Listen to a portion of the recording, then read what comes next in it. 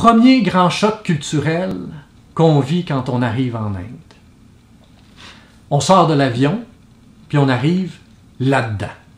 Alors ça, c'est l'autoroute autour de Delhi. Hein, vous voyez, c'est assez jam-pack, merci. Et puis après ça, on arrive en ville. Donc là, ça a l'air de ça. Hein. Et vous voyez ici, là, ça part dans tous les sens. Et vous avez donc des autobus, vous avez des voitures, des motos. Et toutes les petits toits jaunes que vous voyez un peu partout, c'est ce qu'on appelle des rickshaws. Donc des triporteurs qui font office de taxi. Et ça zigzague d'un bord à l'autre. Et si vous prenez un des triporteurs, un des rickshaws, et que vous lui dites « Mon hôtel est par là », ben lui, là, il va pas attendre le prochain coin de rue avant de faire un U-turn. Non, non, non. Il part direct là, il passe par-dessus le terre-plein, puis il part à contresens. Il part à contresens, et puis ça part un peu tout croche et ça zigzague. Et à travers tout ça, vous ajoutez tous les animaux et les piétons que vous voyez un peu partout en Inde. Dans la rue, là, que vous voyez un peu partout sur cette photo-là. Donc, à ça, vous ajoutez aussi toutes sortes d'aventures un peu spéciales, comme celui-là qui est à vélo et qui est en train de faire une livraison de barils, ni plus ni moins. Hein? Et cette photo-là, je l'ai prise sur Internet. On a vu des comme ça, on n'avait pas réussi. Puis il y en a un autre aussi qu'on a vu à notre première journée à Delhi, qui était absolument extraordinaire. On n'a pas réussi à le prendre en photo, mais vous imaginez, là, dans un fouillis comme celui-là, là, vous imaginez quelqu'un qui est à vélo, avec sur son épaule une échelle. Puis pas une petite échelle, là, une belle grande échelle en bois. Là. Puis il pédale sur son vélo. Quand il tourne un coin, ça fait quoi? Hein? Quand il tourne un coin, ça fait... Et puis là, les piétons qui marchent sur la rue, et puis dans la rue, et partout, là, les piétons, qu'est-ce qu'ils font? Ils font ça comme ça. Puis ils reviennent. Puis on n'a pas vu personne se revirer de bord pour dire « Hey, qu'est-ce que tu fais là, espèce de malade, avec ton échelle? » Non, ça coule comme ça, et ça revient. Première journée à Delhi, nous autres, on capote. Mais déjà, la rue est en train de nous parler de la nécessaire souplesse dont on va avoir besoin pour passer à travers notre voyage en Inde. D'une colonne vertébrale, serre-toi-en. Hein? Et c'est au propre comme au figuré. Parce qu'en Inde, il n'y a rien de cartésien. En Inde, c'est le chaos.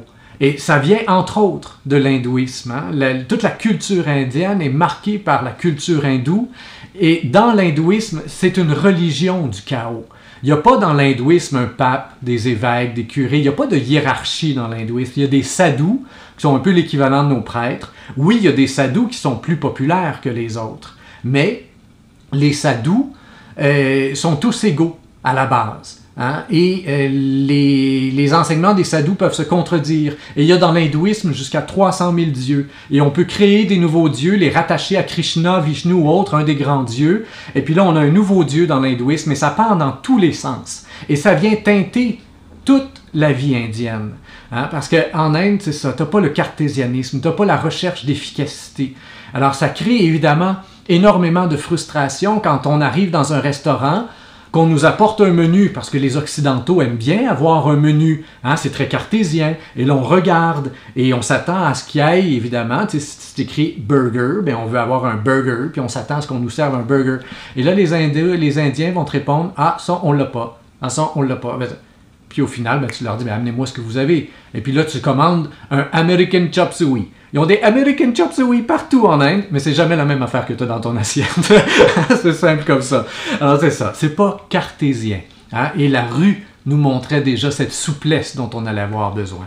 Et c'est présent dans l'hindouisme, mais ça teinte absolument toute la culture indienne. On était à un certain moment dans le sud de l'Inde, à Bangalore, et on était là avec Father Sonny, donc un prêtre chrétien. Et Father Sonny voulait nous montrer un temple à l'extérieur de la ville. Fait qu'on part en voiture avec lui, puis là, on sort de la ville, et on roule là, un bon 45 minutes dans les petites routes de terre en Inde. Là, puis c'est ça, il n'y a pas d'asphalte, il n'y a rien, c'est des routes de terre avec des gros trous, ça s'en va comme ça, bang, bang, bang, bang. Il n'y a pas de nid de poule au Québec, ça n'existe pas à côté de ce qu'on a en Inde, c'est vraiment impressionnant. Et donc, au bout de 45 minutes à peu près, il arrête sa voiture sur le bord de la route, et on est perdu. Il ne sait pas où est-ce qu'on est. On n'a pas pris le bon chemin pantoute. Et pour les Indiens, ça, c'est pas grave. Il n'y a pas cette recherche d'efficacité, comme je disais tantôt. Il n'y a pas de carte routière. Tu demandes ton chemin à gauche, à droite, puis tu finis par arriver où est-ce que tu veux aller, puis c'est bien correct comme ça. Mais là, lui, il s'arrête sur le bord de la route au bout de 45 minutes et il nous fait sortir de sa voiture pour qu'on puisse voir là, sur le bord de la route, un immense trou. Un très gros trou dans lequel il y a des hommes qui sont là en petites sandales avec un pagne autour des hanches là, et ils casent la roche avec une pioche, ils casent la roche. Et là, tu as des femmes en sari, un long morceau de tissu de 8 mètres de long qui est enroulé autour du corps des femmes et eux autres, ils travaillent en petites sandales aussi là, dans le fond du trou et ils mettent la roche dans les bols, ils se mettent ça sur la tête et ils sortent la roche du trou et dans le fond du trou, ben, il y a des enfants qui jouent. Donc une grosse carrière de roche. Et lui sort de l'auto, nous fait sortir et il nous dit « By chance, we took the wrong road, or we would have never seen that stone pit. » Par chance, on a pris la mauvaise route, parce que sinon on n'aurait jamais vu cette carrière de roche. C'est quand la dernière fois que vous vous êtes dit « Yes, je me suis trompé. C'est donc bien le fun. » Moi, ça m'arrive pas souvent.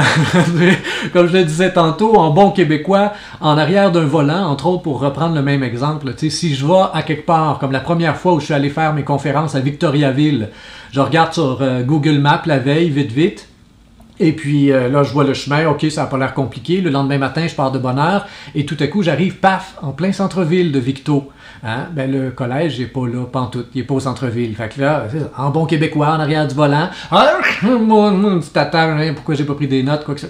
Bon, puis là, il y a des petits fils qui se débranchent dans ma tête maintenant. By chance, je me suis planté. Y a-tu quelque chose à voir? Y a-tu quelqu'un à rencontrer?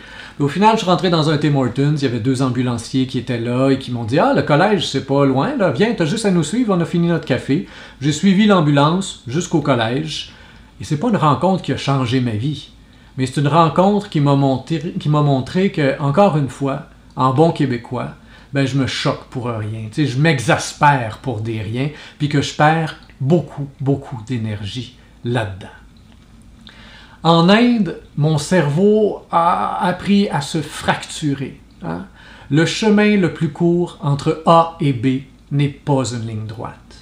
Et en fait, il n'y a pas de chemin le plus court, puis il n'y a pas de ligne droite. C'est quelque chose qu'on nous montre en première année du primaire ici, en mathématiques. Hein? Le chemin le plus court entre A et B est une ligne droite.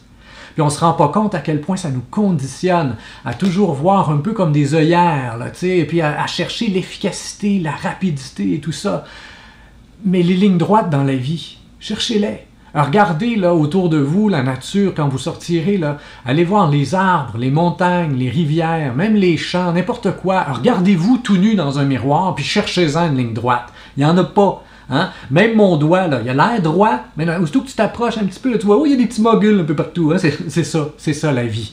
Hein? Et il y a un arbre que j'ai vu dont je vais me souvenir toute ma vie. C'était pas en Inde celui-là, c'était dans les Pyrénées en France.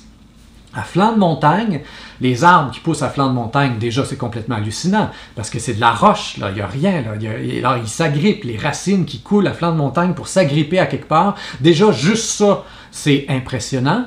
Et là, un arbre à flanc de montagne, c'est pas compliqué, ça pousse comme ça, il n'y a rien, là, c'est la falaise, là, il n'y a rien. Alors les arbres, ils s'agrippent là, puis ils poussent, hop, vers le soleil en ligne droite. Mais lui, il ne pousse pas comme ça. À flanc de montagne, il pousse comme ça. Et là, il fait une grande loupe, il part par en bas.